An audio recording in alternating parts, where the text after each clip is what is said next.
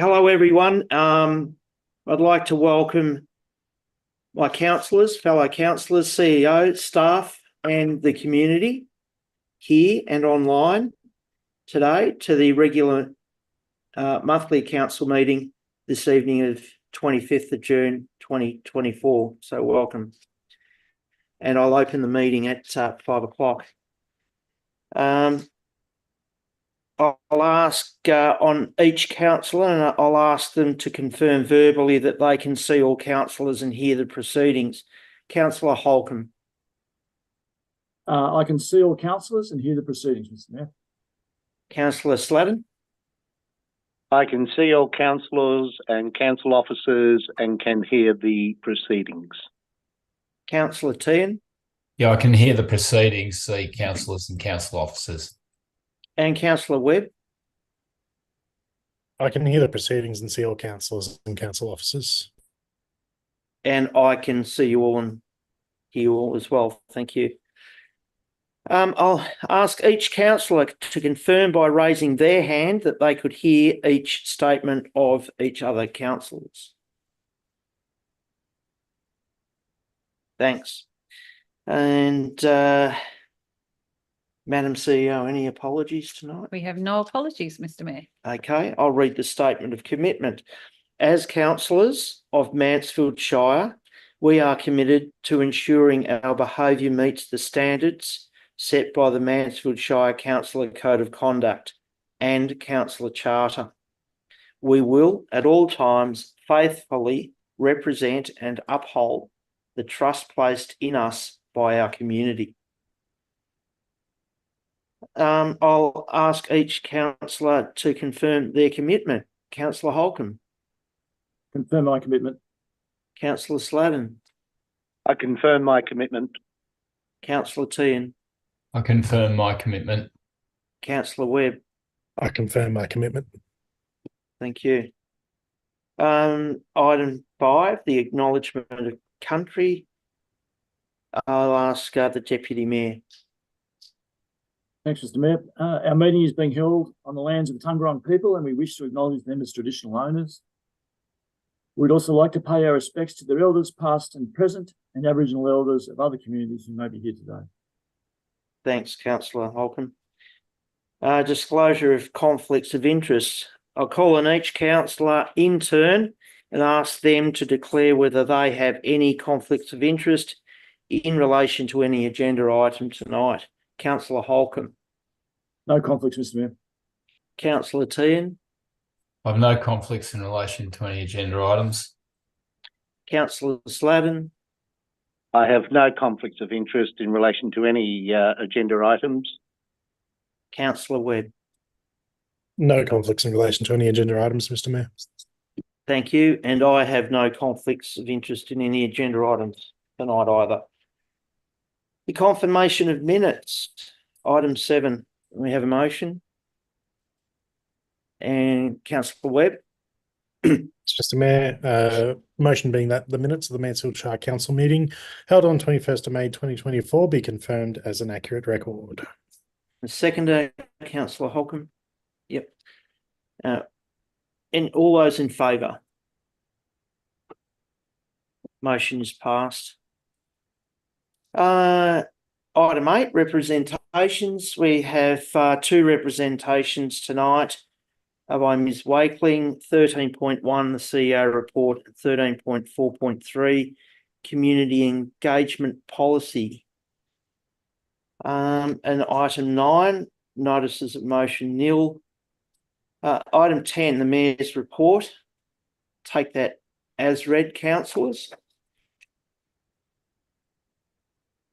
Councillor Tehan. I'd like to move that council receive the Mayor's report for the period 21st of May 2024 to the 19th of June 2024. Thank you. And Councillor Webb, did you have your hand up? Yep. And all those in favour of the motion? That motion is carried. Item 11, reports from council appointed representatives. The Australia Day Awards Committee has not met. The Mansfield Shire CEO Employment Matters Committee has not met. The Goulburn Murray Climate Alliance. Over to you, Councillor Webb. Thank you, Mr. Mayor. The Climate Alliance did meet last Thursday. We had two presentations. One was from the Alliance's Business Renewables Buyers Group. So this is a newer initiative which has been spawned out of the VECO initiative, which is the bulk green energy buying initiative for councils.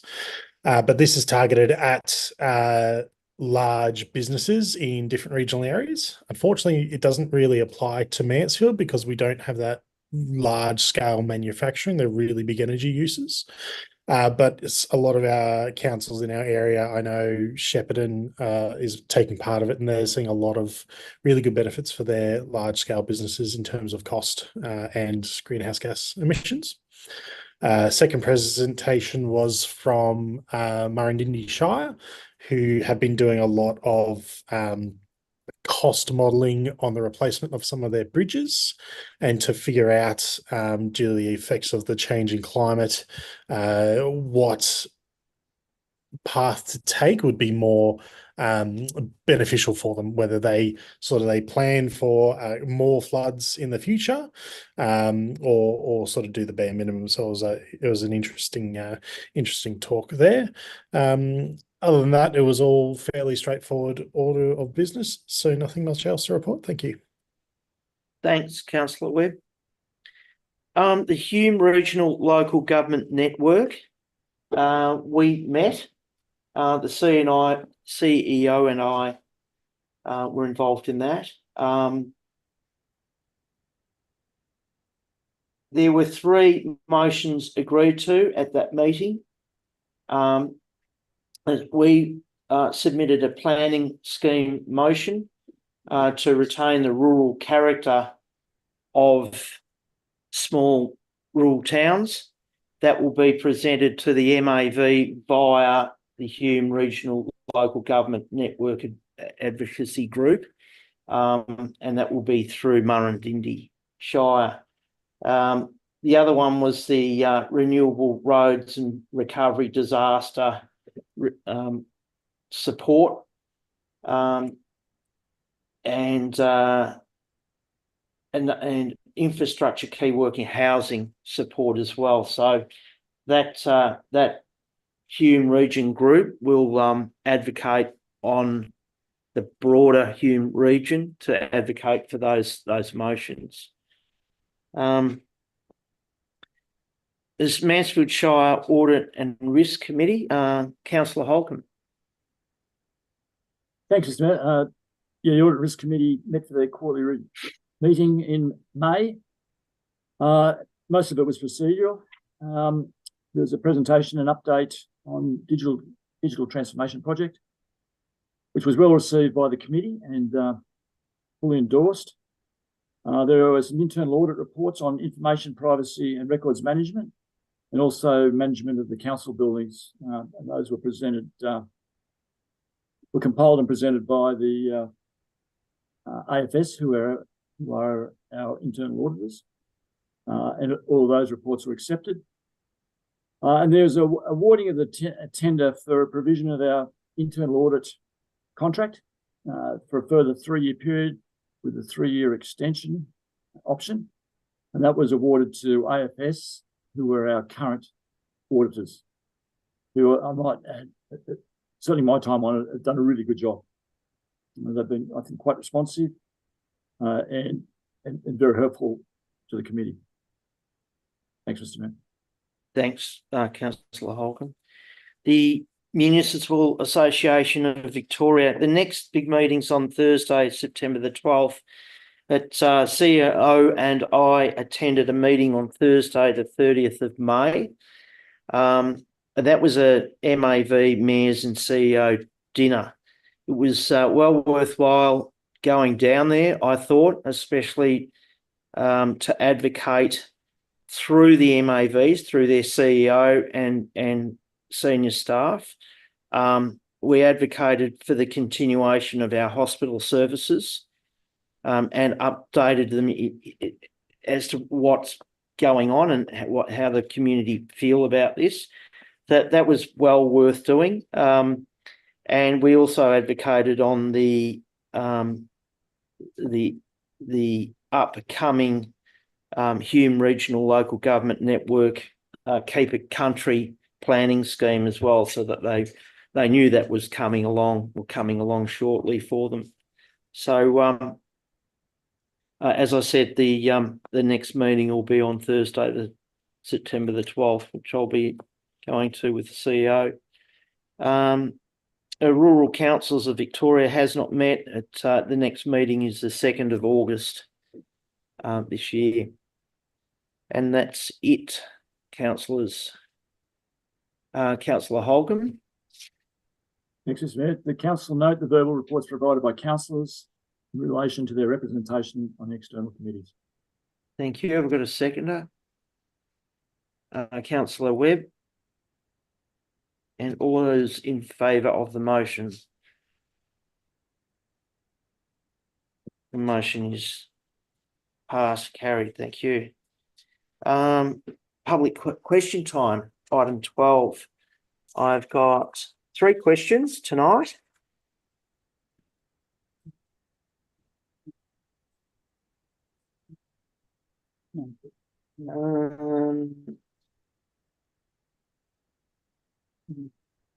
Question. Sorry? Emma's question. Oh, yeah.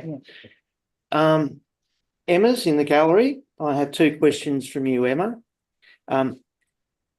Could council please advise why our section of the road, in brackets, Old Howcourt Road track, close of brackets, was not graded in May 2024 as part of the Shire's Fire Management Works program, and when this work will be done?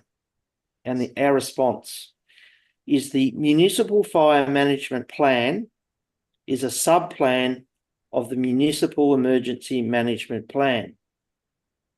The purpose of the Municipal Fire Management Plan is to implement measures designed to minimise the occurrence and mitigate the effects of bushfires. It is not for management of roads or for access to private property, but to allow for fire management activities. The list you are referring to is a list of roads where the plan allows the local fire brigade to undertake fuel reduction works as they feel necessary, normally identified in the prevention plans. This list refers to Howker Road to Wild Dog Road, which is the section of land along Howker Track, not the road reserve that you're referring to. Howker Track is on Council's Register of Public Roads. Council undertakes maintenance on roads within the Register of Public Roads as outlined in the Road Management Plan. The section of road you're referring to is not in the Register of Public Roads. And your second question, could council please advise why our section of Howker Road to Wild Dog Road is currently not on Shire's asset register of public roads, and when will it be returned to the register? And our response, consideration of adding a road to the register is subject to a decision of council. The updated Register of Public Roads is proposed to be put to council for a decision at the 16th of July meeting of council, where the council will consider whether to include this unnamed road on the register. Thank you. Not here.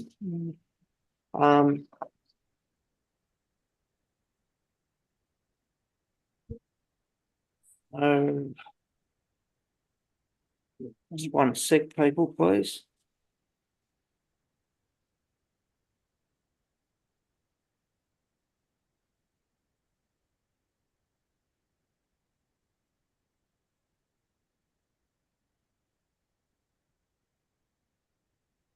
So I'm just referring to the Mansfield Shire Governance Rules 2022. If a person is not in attendance at the meeting, their question will be responded to in writing. The other question will be responded to in writing. That's public question time. Finished. Officer reports. None. 13.1 Chief Officer's report, and we do have a deputation tonight on the Chief Officer's report by Ms. Wakeling, who is here in the public gallery. And welcome again, Hello again. Ms. Wakeling. And you know the story. It's a 3-minute. I'll try and It's be a very 3-minute quick. deputation. Let me get my Okay. Off you go. Thank you. Thank you. So my deputation tonight is in regards to CEO report item 13111, specifically communications and comments made to media. The comments about Harquatrack to the Mansfield Courier. The comments were prepared by Shire and/or Mayor Raby and forwarded to the Courier following the May Shire meeting and following my deputation to council. Unfortunately, the comments were about the wrong road. They were about the Harquatrack. The Harquatrack is a different road, a regularly graded road, which is currently listed on the asset register. The Harquatrack was the second road that was cut through to Harqua, and it is not the road that I spoke to council about last month. The road I was speaking about was the first road cut through to Harqua, the historic road shown on the 1927 road map. My deputation to council was in regard to the original road to Harqua, the Harqua Road, later called Old Harqua Road, and currently on maps known as Old Harqua Track. My submission is in regards to the lack of maintenance grading by council following COVID and the deterioration of this historic pre-1927 mapped road, which provides the only necessary ongoing historic access to the southern part of 7 rural residential properties and provides southern road access to Geelong Grammar School's Timbertop campus. Lack of recent grading has resulted in the deterioration of this road and meant that Shire CEO could not get past the first set of muddy road ruts in her car on April the 22nd for her site visit. So she and her engineers had to leave her car at the back gate of property 3 of the 8 properties serviced by this section of road. Furthermore, halfway along the road, 1 to 2 metre deep ruts have been gouged into the road surface across the width of the roadway. And this is a major issue. As I mentioned last month, the road is a fuel reduction corridor. Following the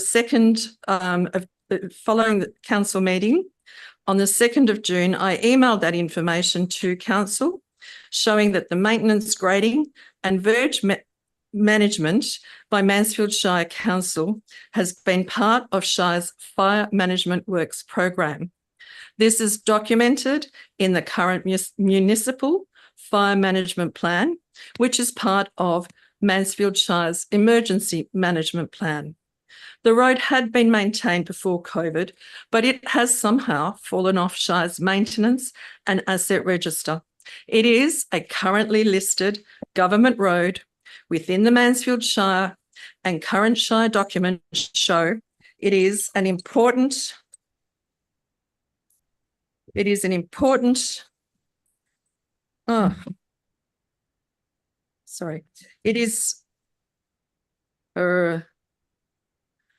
important Shire road, specifically identified in the fire management plan as a fuel reduction corridor requiring grading and vegetation maintenance. Could council please advise why this road is not currently being maintained, as it is an existing historic necessary access road to the southern sections of our properties, and it is a fuel reduction corridor road required for emergency vehicle access for fire management purposes as set out in the current municipal fire management plan.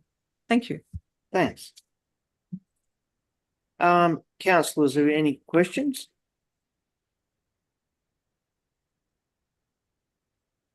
No questions? All right. Thank you. Thanks, Ms. Wakely. Do I get an answer? Could council please, oh, sorry. Yeah, Could council you've made a want- deputation. We've heard your deputation. Yes. And we will answer you in due course. Oh, but not tonight. No, Okay, no. Thank It you. should read the probably the governance rules, and that sets out how the management of the meeting goes. no problem. Thank Yeah. you. So you'll answer the question later. Yeah, Okay, And- lovely. Thank you. as was advised tonight, we'll be having a meeting on, I think, the 16th of July, is it? Yes. To look into this. Okay. Hmm. Thanks. Thanks very much. Chief Officer's report. Councillors, any questions on the Chief Officer's report tonight?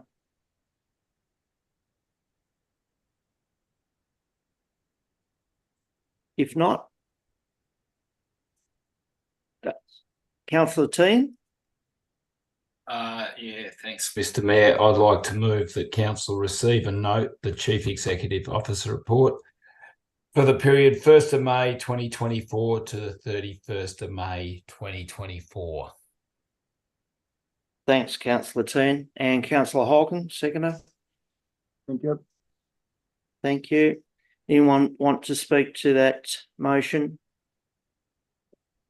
Yes, Councillor Teen. Yeah, I'd just like to make mention of one thing in the report, and it's the statistics for May for the library. The library is just going ahead in leaps and bounds. It's so pleasing to see after it was, we received a grant to do it up, and it is not quite, but almost doubled the amount of visitation of last year. And each month, since last May, it's just grown to 3,744 visitations and 4,400 loans. So I'd just like to say congratulations to all the people involved with getting people back to the library. Thanks, Councillor Teen. Any other for or against? Okay, I'll put the motion to a vote. All those in favour of the motion? Motion is carried. Yeah. 13.2.1 is the DP 001/23 102 126 and lot 30 Heighton Lane, Mansfield, the residential development plan, and the recommending officer is the Coordinator Statutory Planning, Ms. Nicole Embling. Hi, Nicole, Ms. Embling. Good evening. Welcome tonight. And I'll leave it up to councillors to ask any questions. Councillors. Councillor Holcomb. Thanks, Mr. Smith. Ms. Emily, can you just give an overview of what the purpose of this plan is and what its role is in going forward? Certainly. Through you, Mr. Mayor. The application is for a development plan where land is covered by a development plan overlay. Specifically, this one addresses 3 parcels of land on the east side of Heighton Lane. They are the only 3 remaining parcels that are not already approved for development. This specific plan addresses land that's all in the general residential zone and proposes road layouts and potential lots for future subdivision and development. The plan does address stormwater retention on site, how that would be managed in the future. It does look at native vegetation protection, development contributions into the future, and sets out parameters for council's further consideration of subdivision applications through planning permit processes. So once a development plan is approved, each landowner or developer would then still need to apply to council for a planning permit for those subdivisions in accordance with an approved development plan. and council would then assess any subdivision against the development plan to make sure that it is compliant. This process of the development plan has gone through an extensive public notice period where we effectively notified a very broad area surrounding the subject land. It went in the newspaper and a sign was published on site. Our planning team did receive a number of phone calls and counter inquiries from general residents. We did receive 3 formal submissions to the proposal, and they are detailed in the attachments in the agenda tonight. Most of the concerns were raised about the timing of development and whether or not this plan would actually force those developments to occur. And I can confirm that it does not at all. It just sets out that any future development, when it might happen, must be in accordance with an approved plan. And I hope that helps. Yeah, thank you. That was a good explanation. Emily, just with respect to the number of the submissions cited 126 Highton Lane, can you just also give a bit of an overview of that? Of why they were concerned and what the net result was? Certainly, through you, Mr. Mayor. There was 1 or 2 specific submissions that we received formally, and then a number of general inquiries over the phone about number 126 Highton Lane, which is the middle allotment in the subject land. The concerns around that property is that it is currently developed with a single dwelling and quite extensive landscaping and gardens.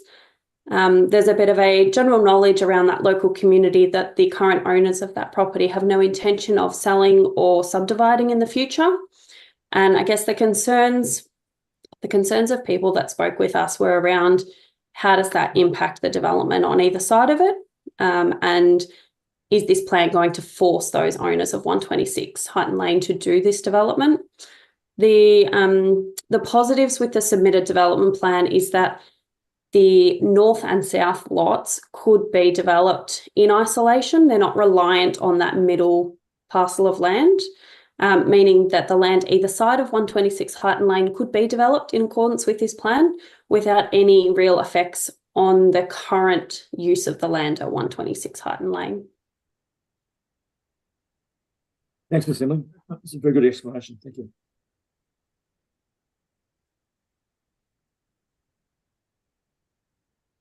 Councillors, any other questions? In that case, there's a motion before you. Councillor Holcomb. Thanks, Mr. Mayor. Motion is that council approves the submitted development plan for general residential zone land on lot 31 LP 135575, lot 1 TP 210771M, and lot 30 LP 135575, commonly addressed as 102, 126 and lot 30 Highton Lane, Mansfield. Thank you, and seconded the motion. Councillor Webb. Anyone like to speak to the motion? Against the motion? I'll put the motion to the vote. Councillors. Now the motion is carried. Thank you.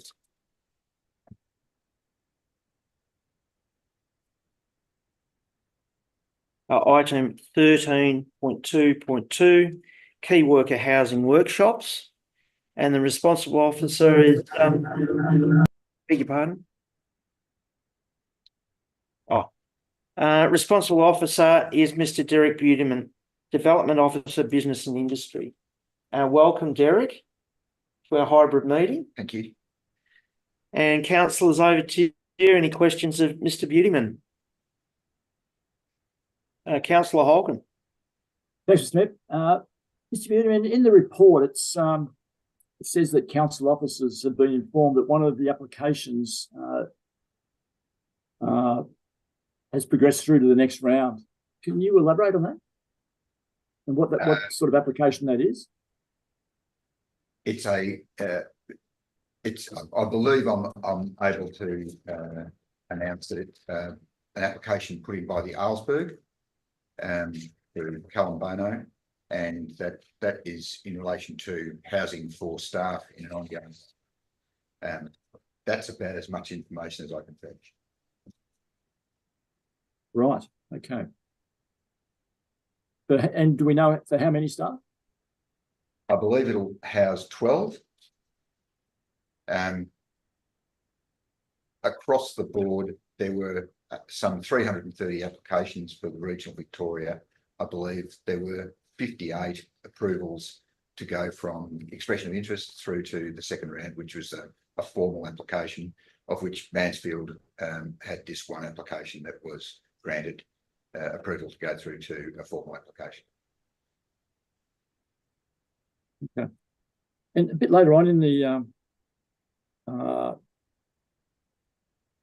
the report, it states that, community housing providers currently servicing Mansfield Shire are going to be invited to present. How many community housing providers are there in Mansfield? There are two that I understand, as I understand it, who service the Mansfield Shire. One is Beyond Housing, who's a community housing provider. They're based in Wangaratta, and the Salvation Army in Seymour are also a community housing provider that service the Mansfield Shire. My understanding is that the largest amount of the work, and I believe in tandem with the state government's big housing build, Beyond Housing is doing the bulk of the work. I believe they've done 4 or 5 homes that I'm aware of in the last 12 to 18 months in Mansfield Shire for social housing. So they've already done 4 or 5 houses. Yes, my understanding is that they demolished 2, and on those blocks of land were able to then build 2 townhouses on each residential block, and I'm aware that there's another one, but I'm not sure of the address. And the Salvation Army got physical assets here as well? That's my understanding, yes. I haven't had a great deal of success in contacting the Salvation Army in Seymour in relation to it. Community housing provider Beyond Housing have been pretty high profile in relation to contact, and they've been pretty helpful. We're having some discussions with them about the potential to be involved in the 3rd workshop, which we're hoping to run a little later this year. Thanks, Mr. Buchanan. Thank you. Thank you. Councillor Webb. Thanks, Mr. Mayor. And through you, Mr. Mayor. Mr. Buchanan, what's the desired end result from the workshops? I know you've sort of got the next couple of workshops listed there as to what the plan is. At the end of these workshops, what are you hoping to have? Is it a working group? Is it a document? Is it what's sort of the end goal here? We'd love to have a working group. We're working towards that. Facilitating the network, getting the network and the contacts arranged is one of the primary things. As you'd be aware, one of our major levers is pulled in the establishment of more residential development or developable blocks, which we've done an amazing job on, I believe. Planning's done an outrageous job in pulling together a huge number of blocks that are ready for development. There are a number of community groups, apart from the developers we've discussed this workshop program with. There are a number of community groups and community members who have got, I believe, great ideas around potential developments in the area, and that's part of the engagement process that we're hoping to achieve through this, is to get the community involved broadly with it, and to bring out some of these ideas and to see whether or not there's some form of committee of management or cooperative arrangement that can be put together to help fund the construction of dwellings for key workers and others who are looking for affordable housing in the area. Okay, thank you.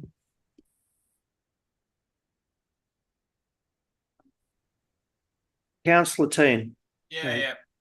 Just Mr. Buchanan, reading the key worker housing situation in Mansfield, and it says from 2015 to now, 740 lots have been approved in Mansfield Township, but not yet developed.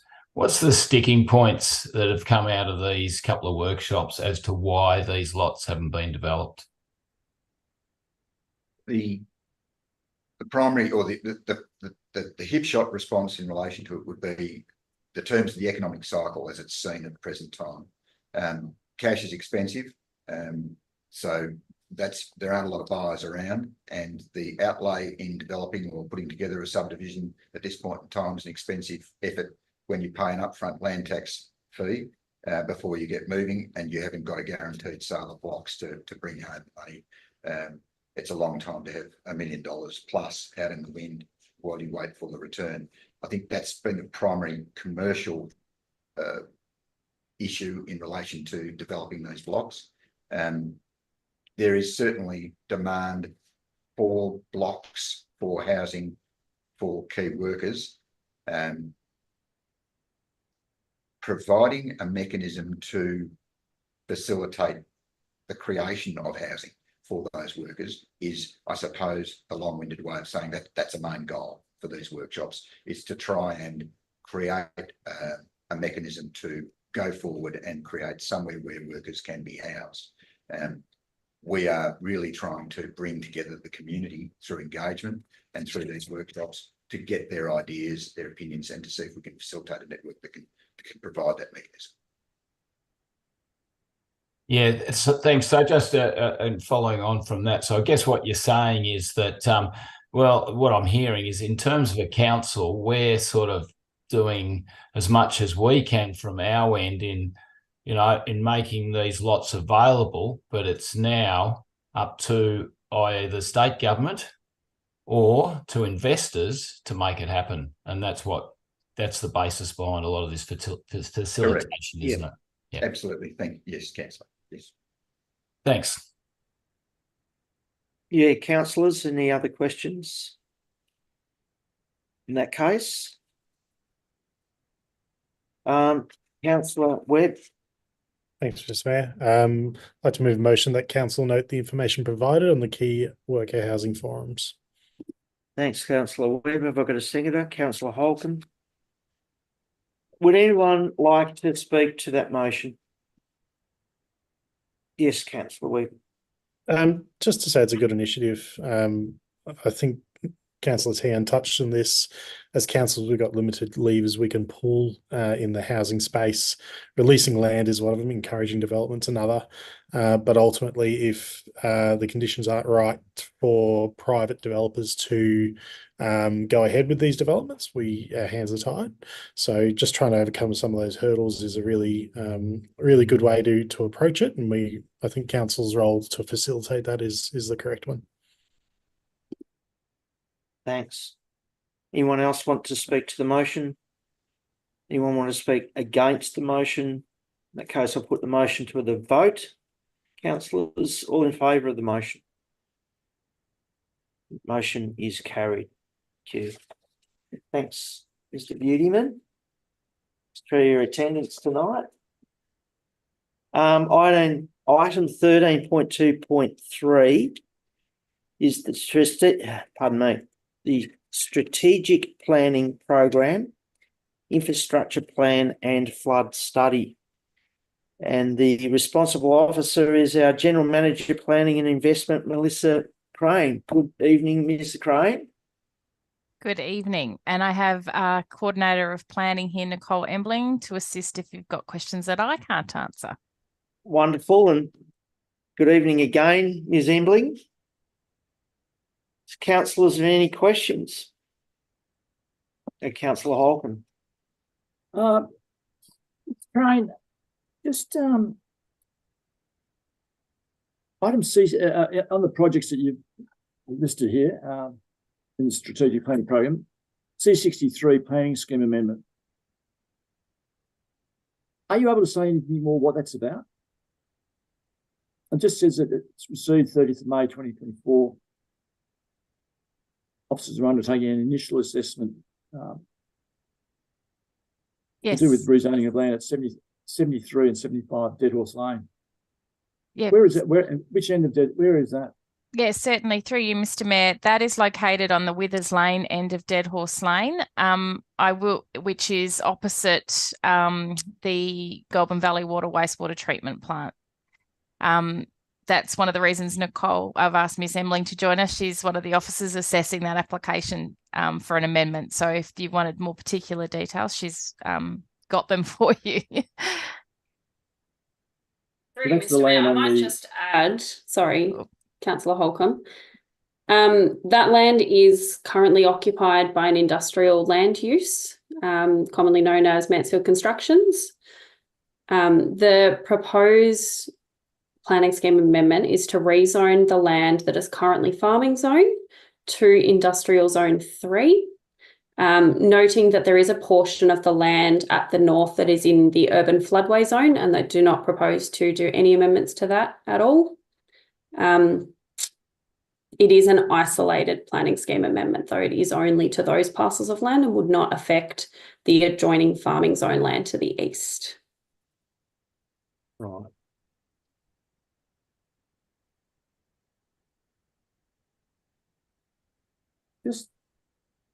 Just as another question as Yeah. well. Just with respect to the infrastructure plan, you mentioned that's being fully funded through a streamlining for growth grant from the Victorian Planning Authority. What's the timing of getting that finished? I'm really interested in that. But the question's based around when are we going to be able to access the contributions that are going to be specified in that strategy? Yes, certainly. Through you, Mr. Mayor. So we are expecting a draft plan for officer assessment this week. Once we've got that, we'll be able to make sure that do some, I suppose, testing internally with a working group that we have on this project to make sure that all of the information that we require is in there. Then we'll go out to the community to exhibit it, make sure that the community agrees with where we've landed in terms of the infrastructure plan and what it's recommending. Beyond that, the next step to getting us towards a contribution will be looking at the different planning tools available to implement it as a development contribution in the planning scheme. So that would be then a planning scheme amendment process again. So we're still this is the first part of that strategic planning process, which is the study. Then we turn that study into an amendment document and then implement it into the planning scheme from there. So yeah, it's still a while away, but this is the most important element of it in terms of having that strategic justification for the application of a contribution. So if you were to throw a time frame on it, just a very broad one, what are we how much are we looking at there? We're probably still talking 18 months to 2 years. Yeah, right. Okay. Yeah.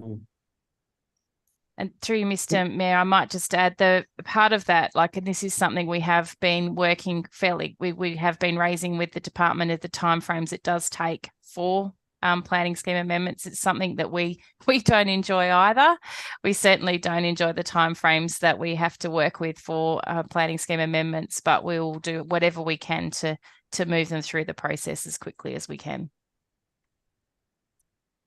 Thank you. Any other questions, councillors? Okay, so I have a recommendation before us. Councillor Holcomb. Thanks, Mr. Mayor. Recommendation, the council notes the progress updates on the strategic planning program, the infrastructure plan and the Mansfield flood study. Thank you. Have we got a seconder to that motion? Councillor Webb. Anyone want to speak to that motion?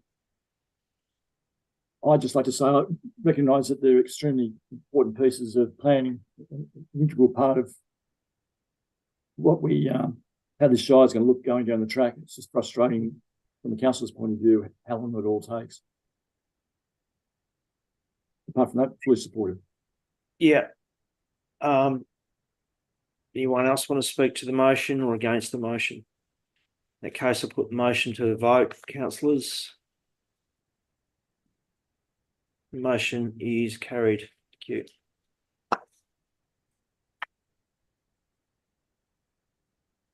Item 13.3.1 is the Mansfield Swimming Pool end of season report. And the responsible officer asset maintenance is Chloe Schmeltz. And good evening, Ms. Schmeltz. Great to Schlemets. Sorry. It's a mouthful. Schlemets. Sorry about that. All right. And it's good to see you without your high vis. Thank you. Councillors, have you got any question for Chloe? Yeah, Councillor Holcomb. I just, that's a really good report, by the way. It was really interesting reading both your report and the report from Belgravia. This is just a really generic sort of question. In the report, you talk about recreational swimming. Can you tell me what's recreational swimming? As I understand, lap swimming and swim club, and what's Yeah, through you, Mr. Mayor, that's correct. Recreational swims are casual lap swimmers, so people that are doing laps of the pool but are not classified as part of the swim club themselves. Oh, okay, right. So it's lap swimmers are also recreational as well. Okay.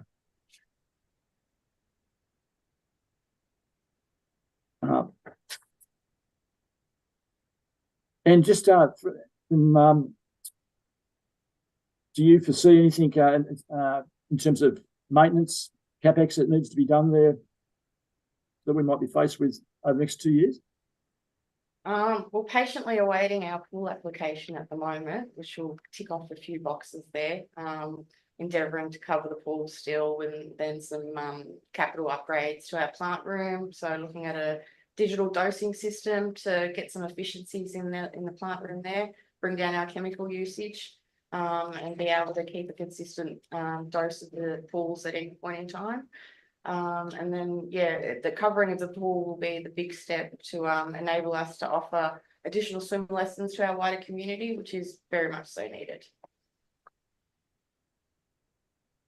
And through you, Mr. Mayor, I might add, in the capital works program for next financial year, there is a $50,000 contribution budgeted for that grant application, in addition to a $35,000 pool renewal program funding amount, which if the grant's not successful, we'll use that $35,000 for some of the maintenance works that are required at the pool, like the lane ropes and things like that.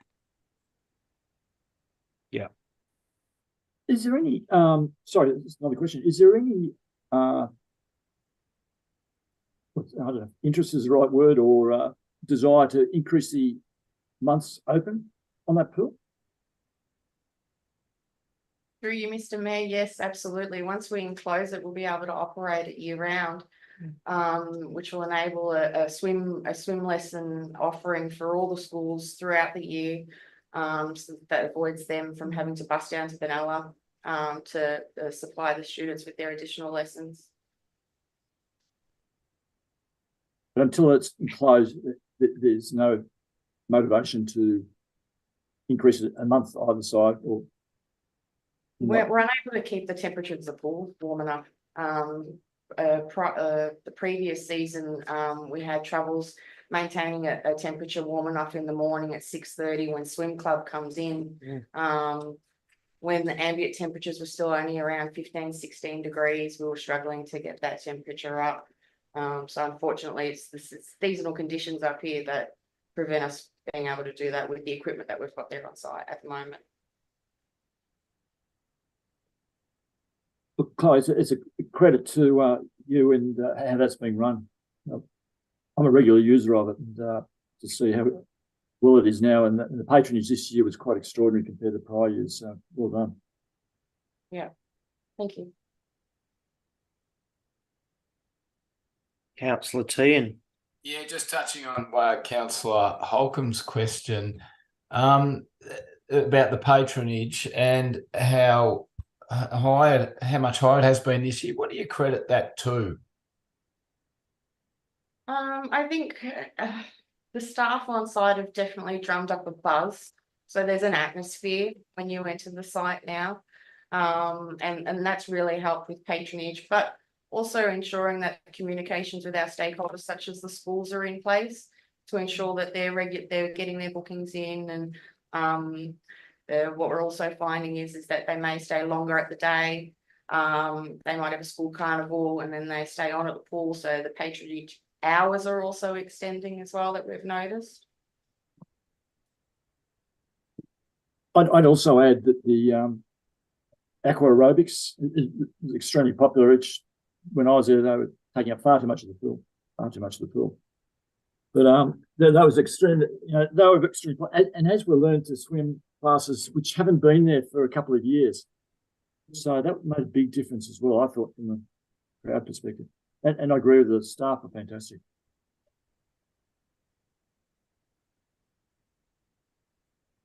Councillors, any other questions? In that case, we have a recommendation being put before us. Councillor Tehan. Yeah, thanks, Mr. Mayor. I'd like to move a motion that council notes the 2023-24 Mansfield Swimming Pool End of Season report. Thanks, Councillor Tehan. Seconder, I saw Councillor Holcomb's hand up. Councillors, would anyone like to speak to that motion? Oh, no, I'd just like to say well done, good report, and hopefully keep the visitation going, and hopefully Councillor Holcomb can contribute to the aqua aerobics in the future. Might boost the numbers a bit more. There'll be more learn to swim. Yeah, thanks, Councillor Tehan. Anyone else want to speak to that motion? Well, I'd like to say something. Chloe, well done.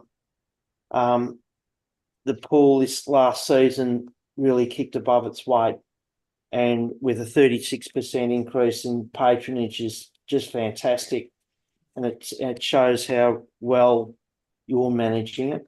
Thank you. And we're very grateful for that. So thanks very much. Thank you. Councillors, I'll put that motion to a vote, please. Motion is carried. Thank you. Thank you. Have a good night. 13.4.1 Public Interest Disclosures Policy and Procedure. And our Governance and Risk Officer, Ms. Chelsea Young, is here tonight. Welcome, Chelsea, to the meeting. Thank you. I know you've been here. Chair swap. Chair swap. Councillors, have we got any questions of Ms. Young? Councillor Holcomb. Thanks, Mr. Mayor. Ms. Young, just this is more for the public's benefit, I suppose. Can you tell me what the major changes are in this policy to the previous policy? Just what are the couple of the key changes that the community should be aware of? Yeah, the main thing was expanding on the policy. So nothing's unclear. It's very transparent as to how we will handle a public interest disclosure from when it does come into council. If we consider it a public interest disclosure, how we then pass it on. It also talks about how we will train our staff, which wasn't outlined in the previous policy and procedure. So how staff will be trained to handle public interest disclosures. Okay, thank you. Councillors? In that case, there's a recommendation on the page. Councillor Webb. Thanks, Mr. Mayor. I'd like to move the motion that council endorse the Public Interest Disclosures Policy and Procedure 2024. Thanks, Councillor Webb. Have I got a seconder? Councillor Holcomb. Anyone would like to speak to that motion? Anyone want to speak against the motion? Therefore, I'll put the motion to a vote by show of hands. And that motion is carried. Thanks, Ms. Young. Got a few more. You've got a few more. You're doing the next one, are you? Yes. Yep, okay. Item 13.4.2, we have a deputation for that, Community Engagement Policy, and deputation by Ms. Wakeling for 3 minutes. And I'll just go through the rules, Ms. Wakely, make it straight up. So if you can say your name and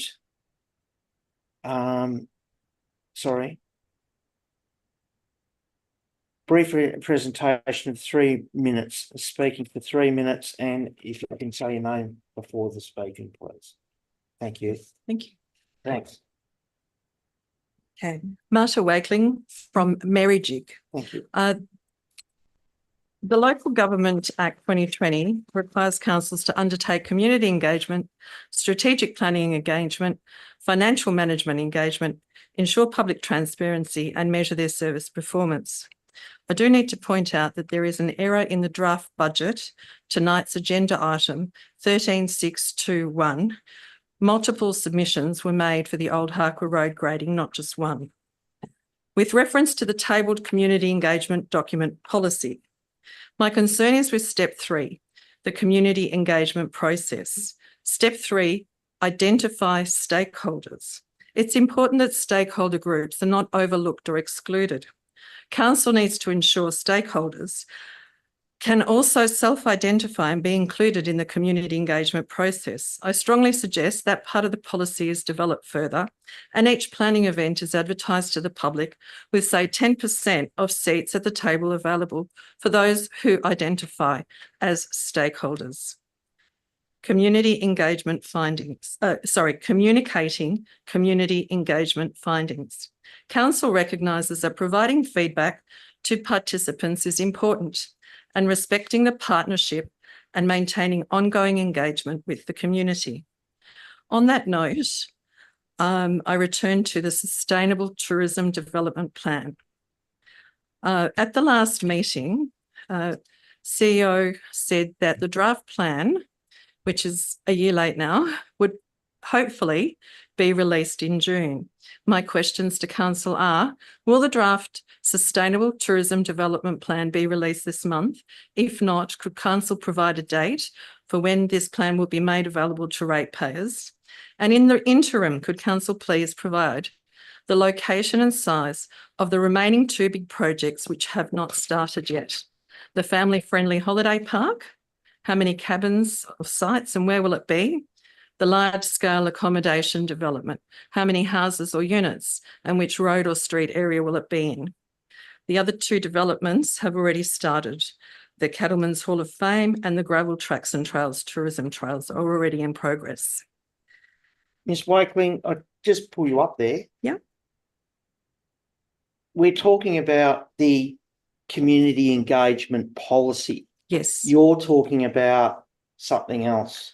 So can you please keep your deputation to the agenda item? Yes, I'm referring to the communicating community engagement findings in the policy, where Council recognises that providing feedback to participants is important in respecting the partnership and maintaining ongoing engagement with the community. Yeah, sure. And I'm referring to... But you're referring to projects. The Sustainable Tourism Development Plan, which hasn't been released yet. And I'm asking, will it be released this month? I think you're taking liberties, quite frankly, this is about agenda item community engagement policy. We have a policy before us that has gone out to public consultation, and that's what I expected you to make your deputation about. Now you're talking about projects that haven't been done. I don't understand. Okay. So I'm pulling you up as a matter of process, right, within your deliberation.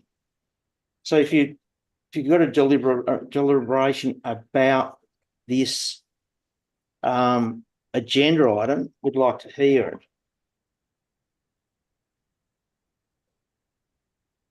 Sorry, just turn this off. Oh.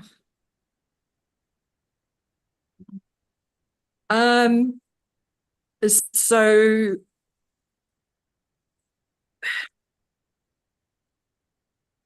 I do have a deputation about this agenda item, and I'm relating documents and current processes to this policy.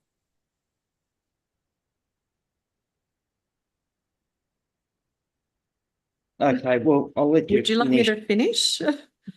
Well, if you finish if it's about the community engagement policy, for sure. Well, the policy talks about communicating community engagement findings. Mhm. And I would like to talk about communicating community engagement findings. So should I go on? Yeah. Okay. Sustainable tourism development plan and communicating those findings to the community. When will that occur? In the CEO's report tabled tonight, talking about the Delatite Valley Development Plan, says community engagement will open in June. Could Council please tell us where community consultation meetings will take place and when? And will they be open to the whole community for engagement and input? Also, will Council release the Urban Enterprises Consulting Firm's Delatite Valley Development Plan that was prepared in 2023 for Council, developers and tourism operators so that it can form part of the community engagement process? Urban enterprise plans, development plans have already been released for the Marimba development and the Lake Eildon development by Alpine Shires and Murrindindi Shire. And my final question is, the transportable housing, Grollo Group's manufacturing and production facility, Helen Haynes advised on the 1st of June that Grollo Group would be constructing pod-style housing and housing pods in Mansfield. The large-scale development will develop and deliver in the first instance housing pods to the Grollo Mount Bogon Village development to accommodate 300 workers. Could Council please advise where this manufacturing facility will be located in Mansfield Shire, and will any community engagement take place? Okay, so I don't believe your deputation, Ms. Wakeling, is about this policy that we're looking at tonight. We're looking at changing the policy, changing words, but we've taken your deputation.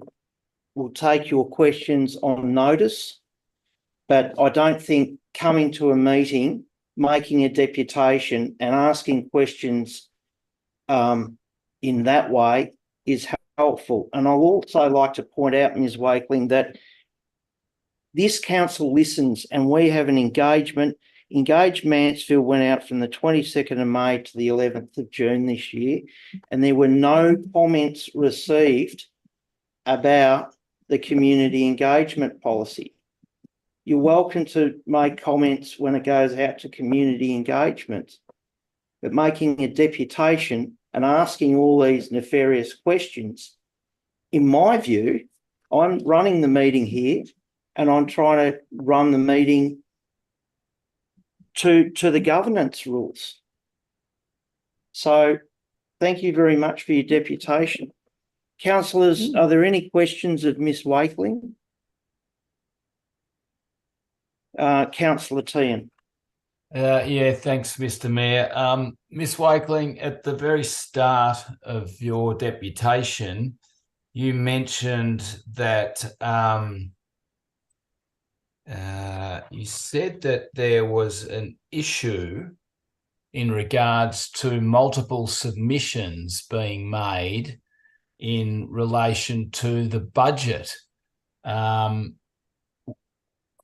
you tell me what that's got to do, firstly, with the community engagement policy, but secondly, where does it state that multiple submissions can't be made to a single issue?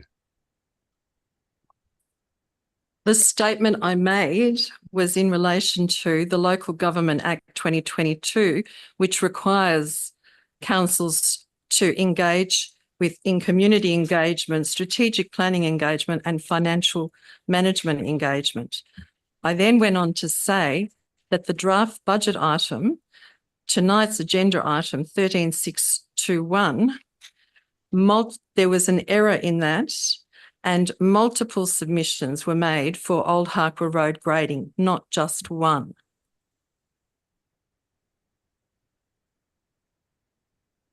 Right. Okay. All right. Fair enough. Yep. No problem. No. Yeah. Thank you. Thank you. Councillors, any other questions? Councillor Holcomb. Yeah, thanks, Mr. Mayor.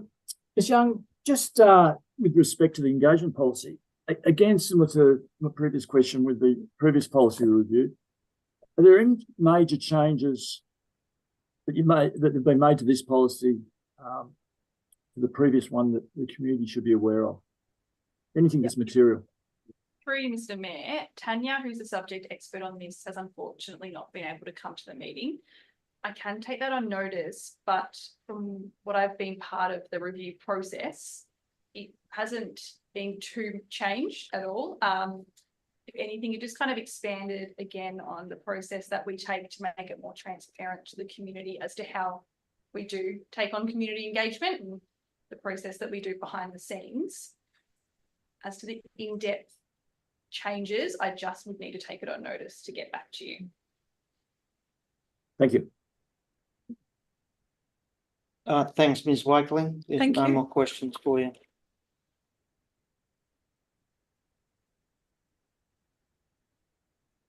Councillors, are there any other questions for Ms. Young, standing in for Ms. Tabone?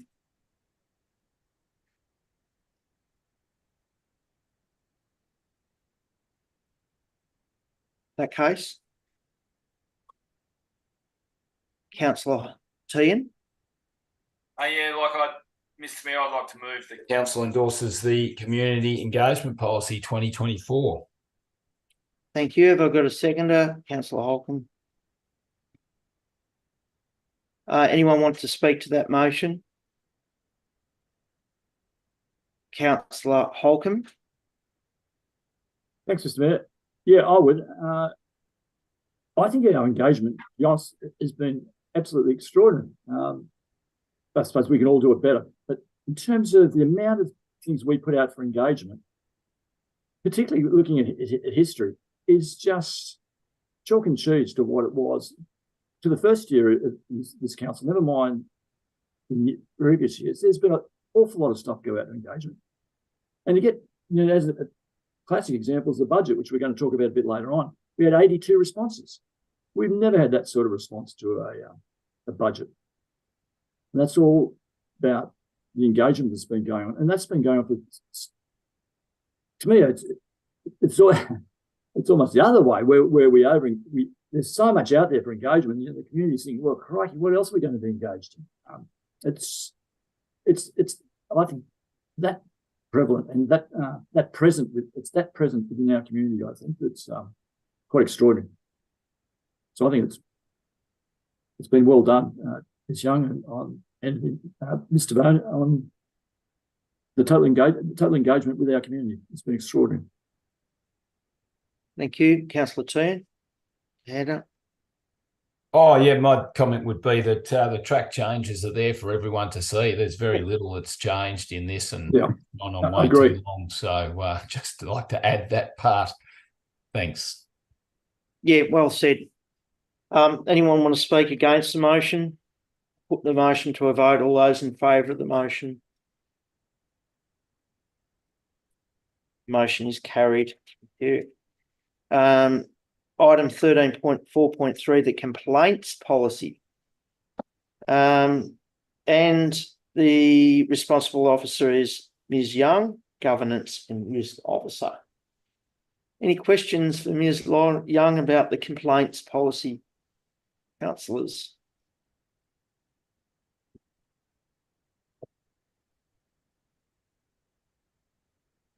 We have a recommendation on page 41, councillor Webb. I'd like to move the motion that council endorse the complaints policy and process 2024. Thanks, councillor Webb. Seconder, councillor Holcomb. And would anyone like to speak to that motion? Against the motion? I'll put the motion to a vote. All those in favour of that motion? The motion is carried. Item 13.4.4, the CEO employment and remuneration policy. The responsible officer is Ms. Schneider. And are you online? I believe I'm standing in Oh, as well if you need to answer any questions. great. And, Ms. Young is standing in. and Mr. Mayor, I probably should declare a conflict of interest for this one. So Okay. I might just step out of the meeting. Yep. So, ladies and gentlemen and councillors, CEO has declared a conflict of interest for the employment and remuneration policy. So she stepped out of the room. Ms. Young is the responsible officer standing in for Jeanette Schneider. Has anyone got any questions? Councillor Holcomb. Yeah, it's a similar question, but it's really for the public's benefit. Ms. Young, is there anything in the changes that have been made that you think are significantly different to what the previous policy was? No significant changes. There is a change about having an independent member step in to the committee. So with that change, it is an option as to if the committee wants to have an independent member on the CEO Employment Matters Committee, which if they choose not to, will obviously save ratepayer funds. But it gives the option if they do find they need a HR specialist, or if they don't believe they do, they don't have to go with that option. But that's the only significant change in the policy. Thank you. Any other questions, councillors? Cass, there's a recommendation before you. Councillor Holcomb. Thank you, Mr. Mayor. The council endorse the CEO Employment Remuneration Policy 2024. Thanks. We've got a seconder to the motion. Councillor Webb. Anyone want to speak to the motion? Against the motion? Put the motion to a vote. All in favour? Motion is carried. Thank you.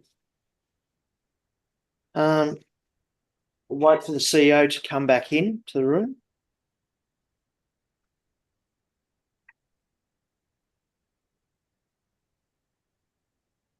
Thanks, Ms. Alexander. That motion was carried by one. Item 13.4.5, council expenses policy. The responsible officer is Ms. Young again. She a fair bit on tonight. Councillors, have you got any questions for Ms. Young about this policy? Councillor Holcomb. Ms. Young, and I noticed that changes of note have been detailed in the report. Can you just tell me a little bit about what the employee assistance program available to councillors, what does that involve? So as staff at council, we all have access to the Employee Assistance Program, or the EAP. So what it covers is 3 counselling sessions a year.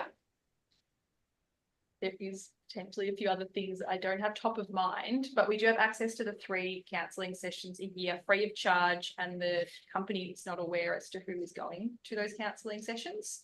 So that's now being offered to councillors as well to include them in the program.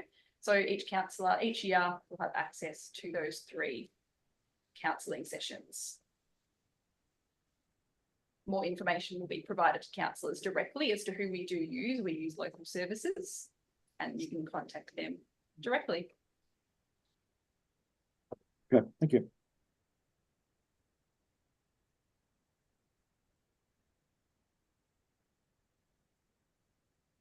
No other questions, councillors? You can see the track changes on the document there anyway. Councillors, have we got a recommendation? Thanks, Councillor Holcomb. And Councillor Webb, you seconded it? Yep. Does anyone want to speak to the motion? What is Councillor Yeah, Holcomb? very brief. Yeah, very briefly. It's very pleasing to see that the allocation of a mayoral vehicle has been removed. It's something that this council has not used at all since we've been in council. In fact, it was sold very early on, and it sends a very clear message to the community that we're just as concerned about managing costs as the organisation should be concerned. So I just think it's a really important symbol of what the council's about in terms of managing, particularly managing costs. Thanks, Councillor Holcomb. Anyone else want to speak to that motion? I just like the mover to read out the motion, please, Mr. Mayor. Oh, yeah. The council endorsed the council expenses policy. We'll have to read the motion out. The council endorsed the council expenses policy 2024. Thanks, Councillor Teahan. Thought he'd done it. I know what we're talking about now. It's great. Can I just endorse Councillor Holcomb's words around the mayoral vehicle being moved? I think it's a great initiative, and it shows exactly as he said that the councillor is concerned about the expenditure of people's rates as the community are. Yeah, I endorse those sentiments too. As the current mayor, with my mayoral car, being the farm ute. So, all right, councillors, does anyone want to speak against that motion? Now I'll put the motion to a vote. A show of hands, please, councillors. And that motion is passed. Thanks very much. Item 13.4.6, the Council Plan 2021 to 2025. And the responsible officer is Ms. Young. Councillors, if you've got any questions, Ms. Young. And Councillor Webb. Thank you, and through you, Mr. Mayor. What's the material difference in calling something a farmlet or farmland? I'm happy to take that one. Thanks. Yeah. CEO? I think it's a farmlet is I guess you could say a bit more of an old-fashioned term. It implies letting of the farmland, and that was, I think, one of the issues that was picked up, that perhaps, that isn't the intent of the council plan to be about farmland generally. So when that point was made during the budget consultation, I think the point was well made, and we were happy to put it into a council report for consideration tonight. But it's not a big change, but I think probably yeah. Okay, thank you.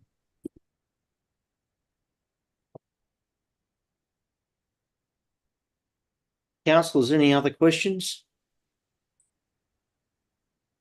All right, in that case, there's a recommendation. Councillor Holcomb, Councillor Teahan. The council endorses the wording change to strategy 3.1 of the council plan 2021-25 to protect natural vistas and farmland. Thank you. And James, you seconded that? Yes. Councillors, would anyone like to speak to that motion? Would anyone? Thanks, Councillor Teahan. Yeah, I'd just like to add that, thanks to Mrs. Joan Teahan, who put in that submission about farmlet and dragged us out of the medieval ages into the modern day. So thanks very much for that, and for her attendance at the budget session. Yeah, endorse that. Anyone else want to speak to the motion? Anyone want to speak against that motion? In that case, I'll put the motion to a vote. All those in favour of the motion? And that motion is carried. Item 13.5, the Community Health and Wellbeing. Early Years Plan 24 to 28. The responsible officer is Early Years Community Project Officer Jenny Lovick, but in her stead, we will have Nola Cleland. Miss Cleland. Thanks very much. Had a mental blank. Sorry, Nola. Okay. Councillors, have you got any questions for Ms. Cleland?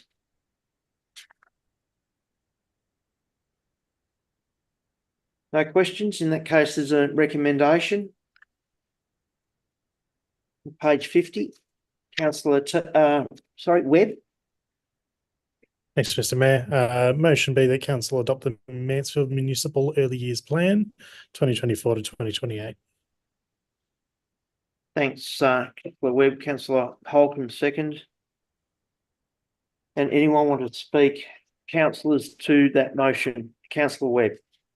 Thanks, Mr. Mayor. Just to say that this plan has been really well put together, really well thought out, and the amount of engagement during the process has been quite thorough. And I think it's been something we've needed for a long time to really look at our early years strategy to make sure that we've got all of our bases covered, particularly as we grow. We all know the pressures on our childcare. So this will really help sort of lock some of this down. So well done to Jenny Lovick, even though she's not here. It was a fantastic effort. Thanks, Councillor Webb. Anyone else, any other councillor like to speak to that motion or against the motion? In that case, I'll put the motion to a vote by a show of hands. All those in favour of the motion.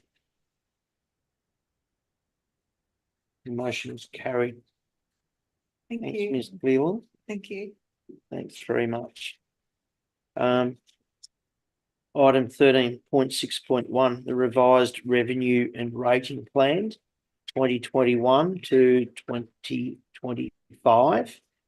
And the responsible officer is the Coordinator Financial Planning and Analysis, Mr. James Alcanaz.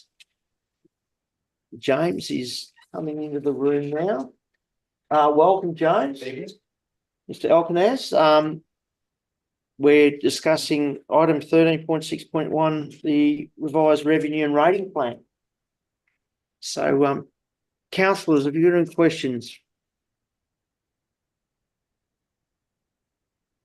None. Okay. There is a recommendation on page 55. Councillor Tehan. Thanks, Mr. Mayor. I'd like to move that council adopt the revised revenue and rating plan 2021-2025. Thanks, and Councillor Holcomb. Second, anyone like to speak to that motion? Councillor Tehan.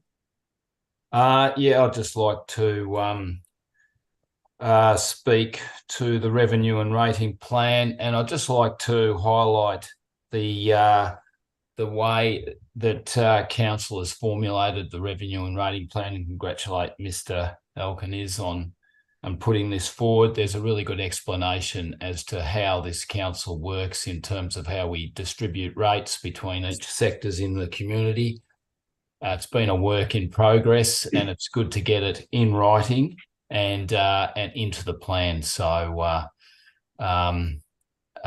won't go into the details of it, but it's just good to have it there. Thanks. Thanks, Councillor Tehan.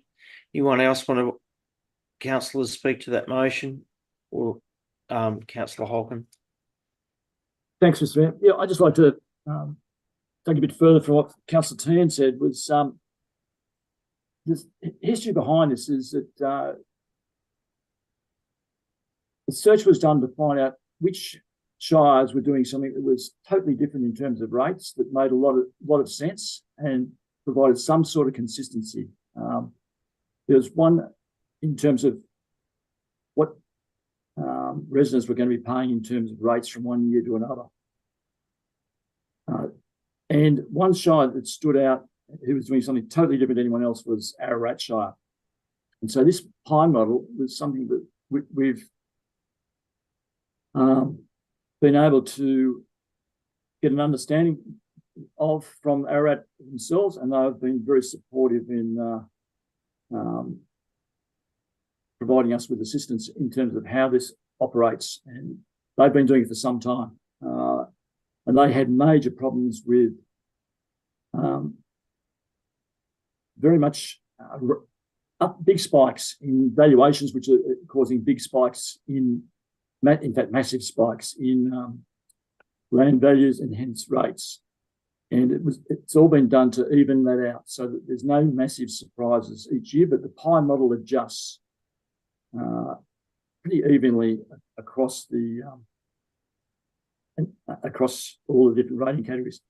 We were criticised in the first year quite a lot from some people, some of the sectors quite surprising. And I think now people understand a lot better, and now we get no criticism at all. I think they understand the benefits of it. So we're very thankful for James. You've really jumped on it and got a good understanding of it now, and also the efforts that Ararat took to show us how it really worked. Thank you. Thanks, Councillor Holcomb. Does anyone else want to speak to the motion? Would anyone like to speak against the motion? In that case, I'll put the motion to a vote by show of hands. Councillors, all in favour of the motion? That motion is carried. Thanks very much.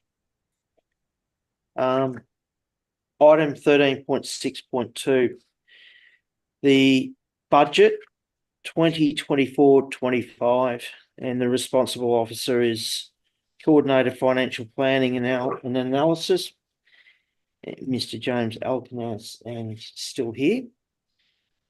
Councillors, have you got any questions?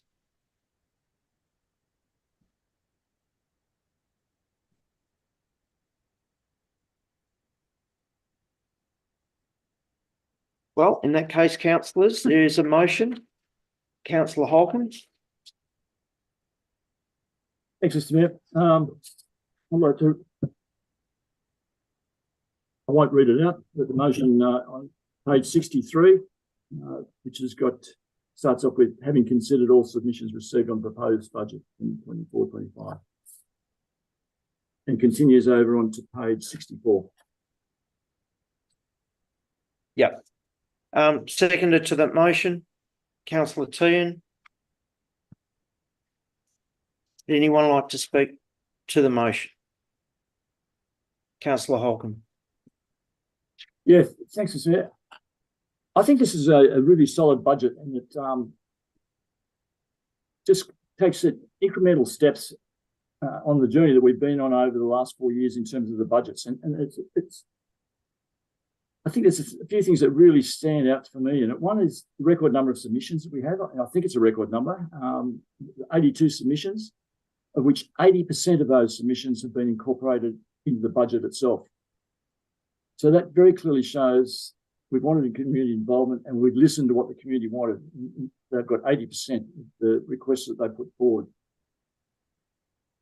Our rates increased to 2.25%, which was below the state rate cap of 2.75%. And that has given us an annual rate increase over the term of this council of 1.875% per annum over the 4 years. I'm pretty sure there's only one other council that's got a lower rating, certainly small councils, a lower rating record over those 4 years, and that's Ararat. So and our rate per capita is one of the lowest in the states for, if not the lowest for, small rural shires. So over the 4 year term, our rate increase has been way less than inflation. I think, and by that, we've taken it into account and recognised that many in our community are doing it tough. And this is one way that we can give them some relief in terms of low rates and accordingly make sure that our cost structure supports that lower rate structure as well. But on top of that, this budget, there's record capital works of 18.75 million this year. And we've had some, I think last year also was a record at the time. And so this is a record again. And I think where the money is being spent, for those who are interested, you don't have to read this, the council papers. It very clearly shows that on pages 58, 59, through to page 63 about where that money is being spent. And it really does cover a whole lot of different sectors of our community. So I'd like to just say I think it's a really good, solid budget. And it caps off the 4 years of this term, but also sets this council up for a number of reasons going forward as well. Thank you, Mr. Mayor. Thanks, Councillor Toon. Does anyone else want to speak to the Councillor Webb?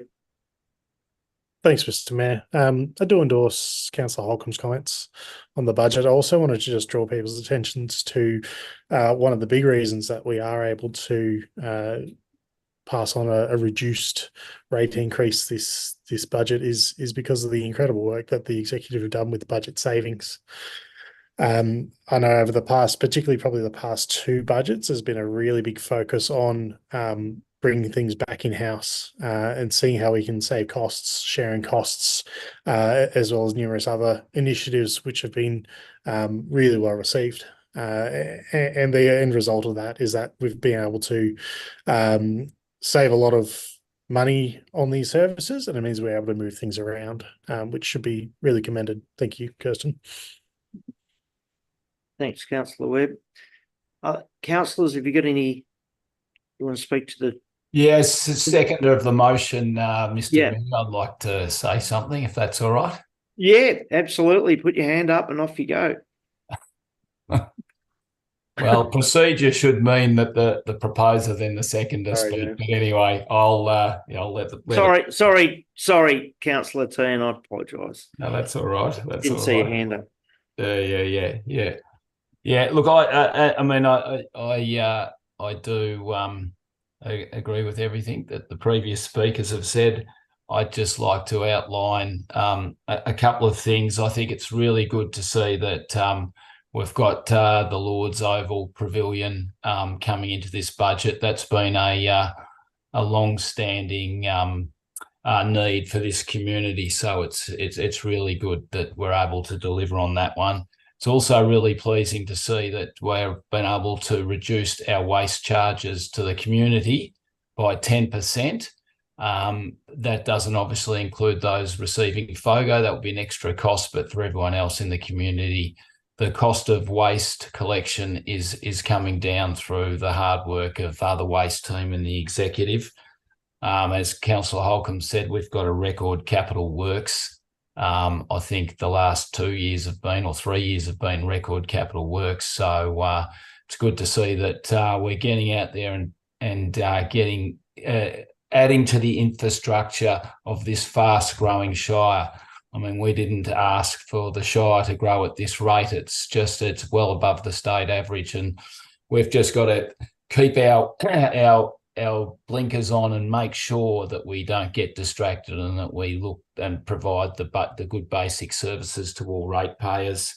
The cost savings that Councillor Webb referred to, that's just been something that we've really hounded the executive over for the last 4 years. This is the fourth budget, and it's really good now to see in the last 2 years that there's actually a focus on cost savings. There wasn't initially. It was always we're bare to the bones, there's no cost savings, but gee, when you start looking, it's amazing what you find.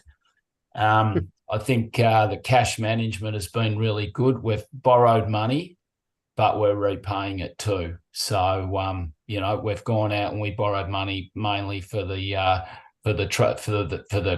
truck route or the bypass or whatever you like to call it. But I think now when you see it and it's there, it's just so good that it is there. And what would we be dealing with if it wasn't? We've also had sales of assets this year, and we've had purchase of assets. So, we've been able to negotiate a sale of some of the Shire land out at Lakens Road, and we're going to be able to use that money partly to enhance the parking in this town, which has been a really big need for this community. So I think all in all, yeah, it's a really responsible budget. We haven't had to increase the rate by a maximum. We've been able to increase the outlying communities fund. So I think it is a good budget, ticks all boxes. Thanks, Mr. Mayor. Thanks, Councillor Tehan, and my apologies for not asking you as the seconder.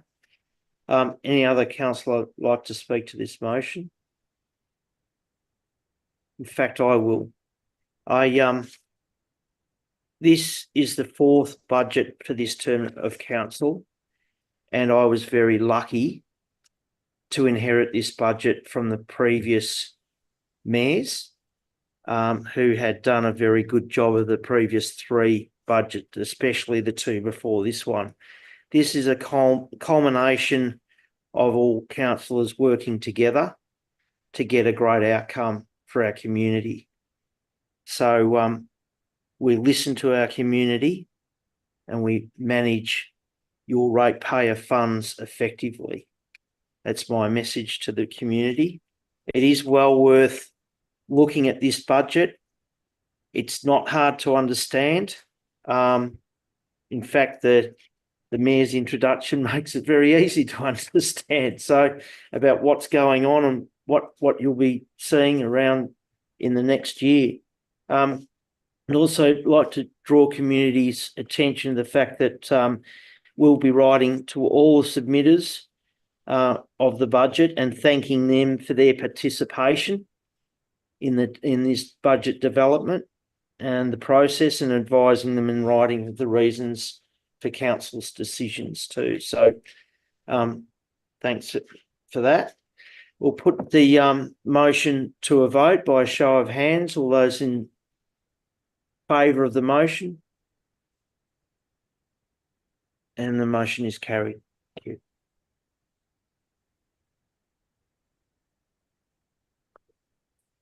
Item 13.6. Oh, thanks, James. Item 13.6.3 is the insurance renewal, and our responsible officer is our Chief Financial Controller, Michael McCormick. Good evening and welcome, Mr. McCormick.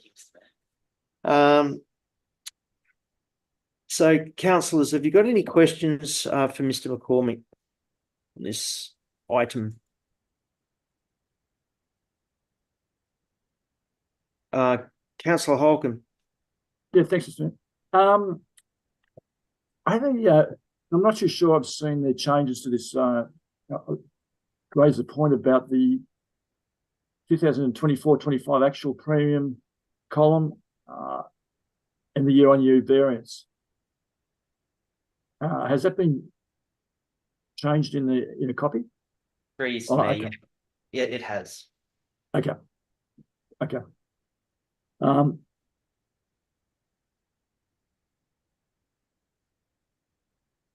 And okay. What's the year-on-year variance for that discretionary trust? What's the year-on-year variance percentage there now? 3 years to Mayor. That variance now, I haven't got it right in front of me, but I think it was mine. It would actually decrease by 2.33%. Yeah, that makes sense. Yeah. Okay. Yeah. Just with insurance, where does MAV cost of insurance come into this? Where do they? Which area of that the table do they cover? 3 years to Mayor. With MAV, that's part of our estimate at the bottom with the council liability insurance, and that's currently sitting as an estimate. Currently, through our conversations with MAB, they are having some complexity with their negotiations due to the number of claims that have occurred throughout Victoria and Australia over the last 12 months. So we're still waiting on that to be delivered to us, their costings. So MAB's only cover the area, which is in looking at this year, is $5,000 worth of insurance. Is that right? Through you, Mr. Mayor. So there is a crime breakdown, and there is another amount of 183,000. 180,798. Yeah. So where does that shop? MCA? Through you, Mr. Mayor, it's actually at the bottom of, as Mr. McCormick said, it's the very bottom line. Oh, so that's the MAB down there. Yeah, the right. local government liability insurance. Yeah, it has. Okay. Yeah. Sorry. Okay. So it's actually, sorry, the 180 figure was for 23, for the current year, 23-24. The estimate for next year is 200,000, but it is still an estimate. Yeah, okay. And so what's the JMA discretionary trust? What's JMA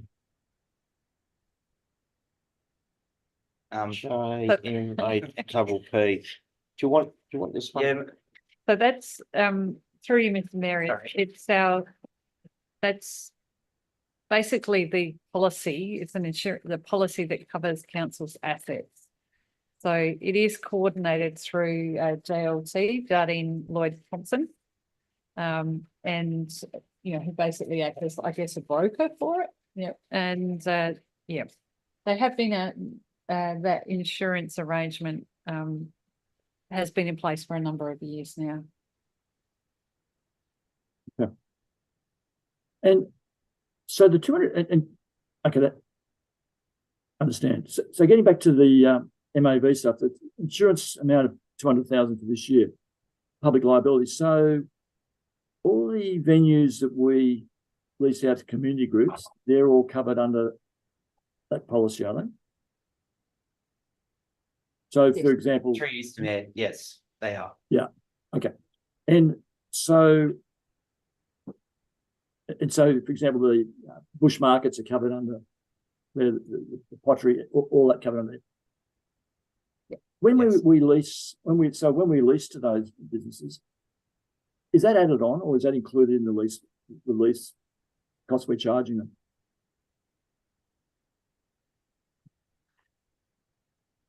Does it include public liability or not? No, it's my understanding, and I might have to defer to the General Manager Investment and Planning here, that we're not charging separate insurance costs, but might just ask you to jump in. So it's basically they're paying a lease fee. We're not, as a rule, adding an insurance cost to that. Okay. Yeah, through you, Mr. Mayor, that's correct. With lease and licenses, they pay their lease fee. We're still paying the insurance on the buildings. They'll have insurance for contents and the like that they won't have within them, but the buildings themselves are covered by council as the owner. Okay, so because I don't think is that well understood. Do you think we're paying for that public liability? The cost, and we're through you, Mr. Mayor. I think you probably made a good point there, Councillor Holcomb. I'm not exactly sure how widely that is understood, but yeah, that's certainly something we could communicate better to the community, I guess, in terms of that is a cost that we're covering. I think that's, it should be. Councillor Sladen. Thanks, Mr. Mayor. I think we need to fact check that one, because my understanding, certainly if you read the leasing and licensing policy, all hirers and lessees are required to have their own public liability insurance for $20 million. So just be careful with that one, I think. If they are council buildings, then council covers the building insurance, but those who are leasing or letting them are responsible for a number of insurances, glass damage. Yes, there's quite a few that those community groups are responsible for their own insurance. So I think we need to check that one, please. Yeah, I'll be very keen to know that one. Happy to take, through you, Mr. Mayor, happy to take that one on notice and provide some clarification. Sorry, my answer was relating to the building itself and the insurance of the building itself. But I think you've raised a very good point there, Councillor Slatton. We could certainly communicate our insurance requirements better. Councillors, any more questions? In that case, I have a recommendation. Councillor Holcomb. The council authorises the chief executive officer to accept the offer relating to Mansfield Shire Council's 24-25 insurance renewal for a total amount for $485,705.06, including GST, plus applicable stamp duty and policy administration fees. Thanks, Councillor Holcomb, and the seconder is Councillor Webb. Councillor Holcomb, as mover of that motion, would you like to speak to the motion? No, thanks, Mr. Mayor, but no, I'm all good, thank you. Councillor Webb, as seconder, do you want to speak to the motion? No, thanks, Mr. Mayor. Councillors, anyone else would like to speak to the motion? Councillor Tehan. It's not really to this motion, but it was something I just remembered I forgot to say around the budget, and Mr. McCormick, being the officer here, reminded me of that, because himself and Mr. Elkins did a fantastic job on formulating the budget. They were new into it in the process, and they did an absolutely ripper job in getting it all together. So well done to you too for that. I'll allow that one, Councillor Holcomb, because I think we can all thank you for that. Thanks, Councillor Ray, but I didn't say anything actually. It was Councillor Turner, but thank you anyway. Okay, anyone want to speak against this motion? In that case, I'm going to put the motion to a vote by show of hands. Those in favour of the motion? The motion is carried. Thanks, Michael.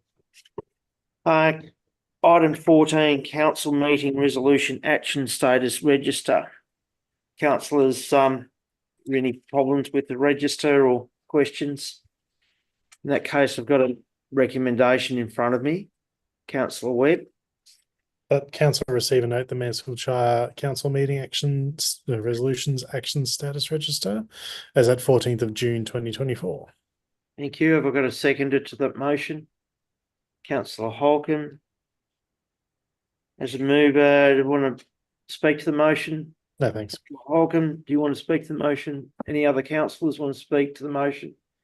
Against the motion? A show of hands for the motion. The motion is passed. Item 15.1 is the Audit and Risk Committee meeting agenda and minutes. I think that's pretty self-explanatory. Councillor Holcomb. Council received the agenda minutes of the Mansfield Shire Audit and Risk Committee meeting held 27th of May 2024. And Councillor Webb. Does any councillor want to speak to the motion or against the motion? Show of hands to the motion. The motion is carried. Item 16, the authorisation of sealing of documents, none. Item 17, closure of meeting to the members of the public. Councillor Webb. The council closed the meeting to members of the public under section 66(2)(a) of the Local Government Act 2020 to consider confidential reports in accordance with section 66(2) of the Local Government Act 2020 for reasons set out in section 18 below. Thank you. Have I got a seconder to that motion? Councillor Holcomb. All those in favour of that motion? The motion is carried. So we will be leaving you very shortly, everyone out there in internet land, and we will be back when we reopen this public meeting, and I'll let you know what happened then. Thanks. Stay tuned. Thank you.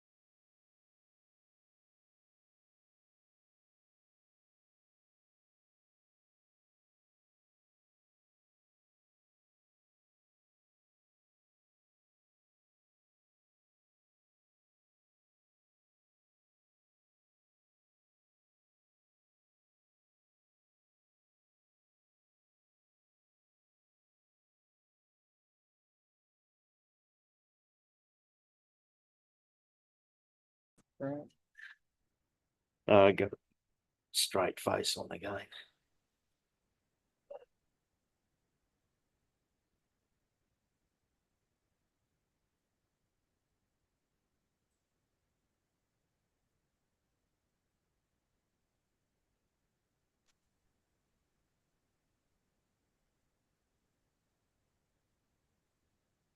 Having trouble starting my video. It's not doing it. Oh, here we go. Oh, thanks. Welcome back, everybody. If you've been waiting for us, we've been in a confidential meeting, and we've resolved that that we've awarded contract for the building regulation services for the amount of $475,880 ex GST for a 3-year term. So that's for our building regulation services. And we have awarded lump sum contract for the construction of the Chapel Hill Road crossing of Lanky Creek to Alpine Civil for the maximum amount of $196,888 exclusive of GST, with a 10% contingency amount of $19,689.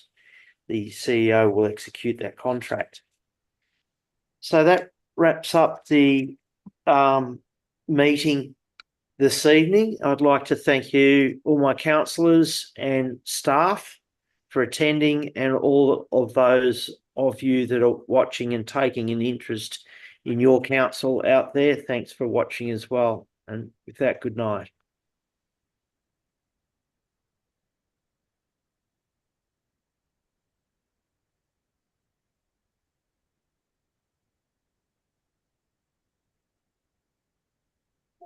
Offline, yeah. Good job.